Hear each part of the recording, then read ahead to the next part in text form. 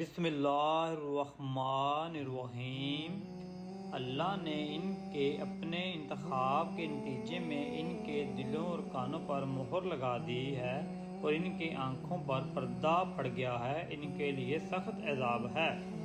اور لوگوں میں سے بعض وہ بھی ہیں جو کہتے ہیں ہم اللہ پر اور یوم قیامت پر ایمان لائیں، حالانکہ وہ ہرگز مومن نہیں۔ وہ اللہ کو یعنی رسول صلی اللہ علیہ وسلم کو اور ایمان والوں کو دھوکہ دینا چاہتے ہیں، مگر فی الحقیقت وہ اپنے آپ کو دھوکہ دے رہے ہیں اور انہیں اسی کا شعور نہیں۔ ان کے دلوں میں بیماری ہے، پس اللہ نے ان کے بیماری کو اور بڑھا دیا اور ان کے لیے دردناک عذاب اس وجہ سے کہ وہ جھوٹ بولتے تھے۔ اور جب ان سے کہا جاتا کہ زمین میں فساد برپا نہ کرو تو کہتے ہیں ہم ہی تو صالح کرنے والے ہیں۔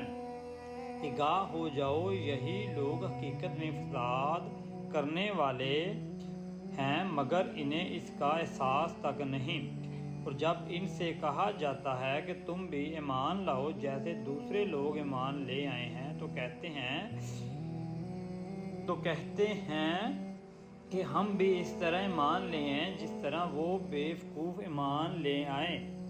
جان لو بیوقوف در حقیقت وہ خود ہیں، لیکن انہیں اپنی بیوقوفی اور ہلکے پن کا علم نہیں۔ اور جب وہ منافق اہل ایمان سے ملتے ہیں تو کہتے ہیں ہم بھی ایمان لے آئیں، اور جب اپنے شیطانوں سے انتہائی میں ملتے ہیں تو کہتے ہیں ہم یعنی ہمارے ساتھ ہیں، یقیناً تمہارے ساتھ ہیں، ہم مسلمانوں کو تو مقصود مذاق اڑاتے ہیں۔ اللہ انہیں ان کے مذاق کی سزا دیتا ہے اور انہیں ڈھیل دیتا ہے تاکہ وہ خود اپنے انجام تک جا پہنچیں، سوائے وہ خود اپنی سرکشی میں بھٹک رہے ہیں۔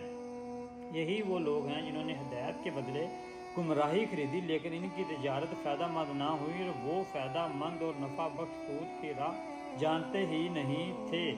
جزاک اللہ احسن الجزاء فی الدنیا والآخرہ۔ دعا ہے اللہ پاک آپ کو تلاوت سننے کی توفیق عطا فرمائے۔